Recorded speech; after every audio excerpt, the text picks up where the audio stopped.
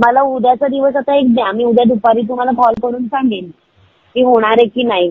कारण की मगाशी कंपनीने सांगितलं की नवबुद्ध आणि कॉमेडियन लोक का दोघं जण नको आहे. आता खरा प्रकरण आहे असं आहे की काल आपल्या एक हाल येथील युवकांनी रोजगारासाठी सिक्युरिटीची नोकरी मी देतो या उद्दिष्टाने रोजगारासाठी त्या सिक्युरिटी गार्ड म्हणून ते तिथे रुजू होणार होते. जर संबंधित जी सिक्युरिटी एजन्सी आहे त्यांनी ती जे ज्या अटी शर्ती आहेत त्या अटी शर्तीमध्ये त्यांची नेमणूक झाली आणि उद्यापासून रोजगारासाठी ये अशी त्यांना सूचना दिली.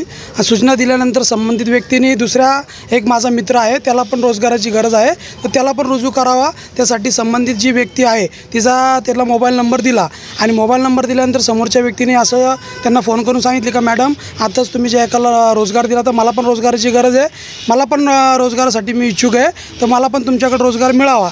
तर समोरची जी HR ची जी व्यक्ती आहे ती व्यक्तीने समोरच्याचं नाव शिक्षण बाकीचं म्हणजे ज्या ज्या रिक्वायरमेंटची गरज आहे त्या सगळ्या गोष्टी विचारल्या आणि त्याच्यानंतर त्याला ॲड्रेस विचारला तुम्ही राहता कुठं. तर संबंधित व्यक्तीने सांगितलं मी हाल इथे राहतो. तर संबंधित व्यक्ती ती जी समोरची व्यक्ती आहे तिने पुन्हा एकदा विचारलं का तुमची जात कोणती. तर समोरच्या व्यक्तीने जो आपला रोजगारासाठी होता त्यांनी सांगितलं मी जातीचं म्हणजे माझी जात बौद्ध आहे.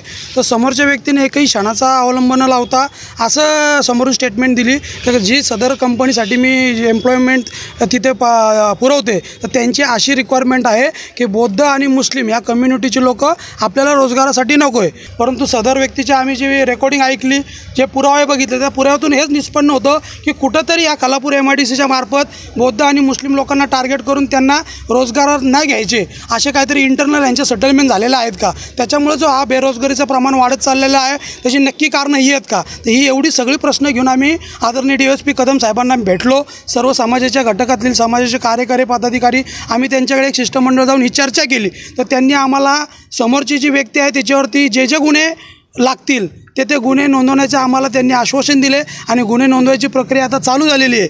तर आम्ही DYSP ऑफिसवाल्यांच्या किंवा पोलीस प्रशासनाचे यासाठी आभार मानतो. परंतु याच्यामार्फत आधुनिक आमचं विनंती आहे आदरणीय तहसीलदार साहेबांना आणि आदरणीय DSP साहेबांना की ह्या जे MIDC जो आपला खालापूर MIDC आहे त्याच्यामध्ये खरंच रोजगार आपल्या लोकांना मिळत नाही तर त्याची ही जातीवाद हा एकमेव कारण आहे का.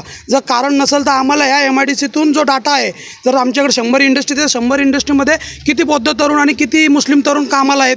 जर त्याच्यामध्ये जर तुम्ही कामाला घेताना जात पाहत असाल आणि असा आजचा जो प्रकार घडला आहे याच्यामुळे येणाऱ्या काळात एक नुकसानाची पण आम्हाला भीती वाटते की हा असं जर ह्या बौद्ध किंवा मुस्लिम लोकांना आपण इंटरव्ह्यूलाच बोलवले आणि इंटरव्ह्यूमध्ये काहीतरी घडलं तर हे परत याचा असा प्रचार आणि प्रसार वेगळ्या पद्धतीने करू शकतात. तर याचा आम्हाला एक भीती आहे का याचा आम्हाला नुकसान पण आमच्या समाज बांधवांना होऊ शकतो. तर याच्यात पण भविष्यात जर असं कुठली गोष्ट घडली तर त्याला न्याय आम्हाला या प्रशासनाने आणि तहसीलदार साहेबांनी दिला पाहिजे. एवढी आम्ही माफक अपेक्षा घेऊन या ठिकाणी आलेलो आहेत.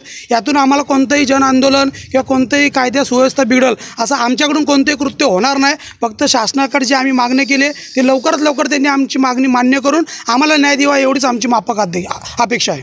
आम्ही या ठिकाणी DYSP साहेबांकडे तशी मागणी केलेली आहे सर्व आंबेडकरी चळवळीच्या कार्यकर्त्यांच्या वतीने की त्यामध्ये आपण ॲट्रॉसिटी गुन्हा हा दाखल कायदेशीर होतो आहे की जशी ज्या पद्धतीने जी लेडी आहे तिने जी क्लिप तिची व्हायरल झालेली आहे त्याच्यामुळे तिने त्याच्यामध्ये हेच केलेलं आहे की मुस्लिम आणि बौद्ध समाजाच्या मुलांना या ठिकाणी आम्ही घेतली जाणार नाही. त्यामुळे तिच्यावर ॲट्रॉसिटी गुन्हा दाखल होतो आहे. आता प्रशासन त्याच्यामध्ये ती कोणत्या काचची आहे किंवा त्याच्यामध्ये जे काय पुरावे लागणार आहेत ते सर्व पुरावे या ठिकाणी पोलीस प्रशासन करत आहे आणि त्यांच्यामध्ये या ठिकाणी कायदेशीर कारवाईला सुरुवात केलेली आहे. आणि ज्या ग्रुपला या ठिकाणी असे जे काही मेसेज गेलेले आहेत तर मी सर्व बांधवांना या ठिकाणी विनंती करेल की जे काही मेसेज गेलेले ते आपण या ठिकाणी कायदेशीर कारवाईला सुरुवात झाली त्यामुळे ते मेसेज आपण थांबवून यामुळे कोणत्याही प्रकारचा अनुचित प्रकार घडणार नाही याची आपण सर्वांनी काळजी